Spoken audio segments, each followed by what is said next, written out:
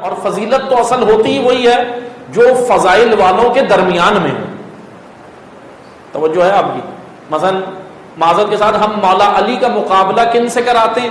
جو علی کے برابر ہیں ہی نہیں. یہ مولا علی کی توہین ہے. مثلا مولا علی کے فضائل پڑھنے کے لیے ان کا سہارا لیتے ہیں جو ذرہ برابر بھی علی کے پاؤں کی جوتی کے برابر نہیں, ان کا سہارا لیتے ہیں. اسی لیے مولا علی نے نہج البلاغہ میں کہا تھا نا, دہائی ہے دہائی, مجھے اس شورا کے اندر جو شامل کر رہے ہو.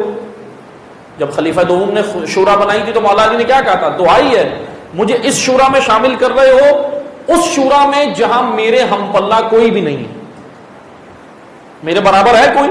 علی کے برابر علم رکھنے والا تھا اس شورا میں کوئی؟ علی کے برابر شجاع تھا کوئی؟ علی کے برابر کوئی سخی تھا؟ جس میدان میں دیکھو علی کے برابر کوئی نہیں تھا. حتیٰ کہ یہ تو میں بڑا جملہ کہہ رہا ہوں, علی کے برابر. اگر علی 100% ہے تو اس شورا میں شاید 20% بھی کوئی ایسا نہیں ہوگا جو 20% شجاعانہ امیر المومنین کے پیچھے آ رہا. تو امیر المومنین نے اس کمپیریزن سے, اس موازنے سے اللہ کی پناہ مانگی ہے. اور ہم یہ کرتے ہیں, معذرت کے ساتھ ہم کر دیتے ہیں, انجانے میں کر دیتے ہیں, ہمیں پتہ نہیں ہوتا.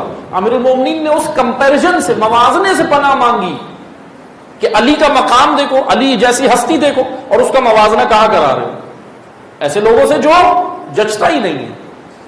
اسی لیے علی کے فضائل اگر آپ نے پڑھنے, مولا علی کے فضائل یا بیان کرنے, تو فضیلت والوں کے درمیان میں سے علی بیان کرو. جن کی فضیلت ہی نہیں ہے ان کے درمیان میں سے علی کیا دکھانا؟ توجہ ہے اب, جن کی فضیلت ہی نہ ہو ان کے درمیان میں سے علی کیا دکھانا؟ یہ کوئی کمال نہیں ہے, بلکہ فضائل, فضیلت رکھنے والوں کے درمیان میں علی دکھانا. میں آسان زبان میں کہتا ہوں تاکہ جوانوں کے سمجھ آ جائے. بھائی جن کی فضیلت نہیں ہے ہم ان میں سے علی دکھاتے ہیں کہ یہ ایسا تھا, یہ ایسا تھا, اور مولا ایسے تھے. نہیں, علی کی فضیلت فضائل والوں میں سے, یعنی انبیاء اور جانشین انبیاء کے درمیان میں سے نکھارو تو علی نکلتا.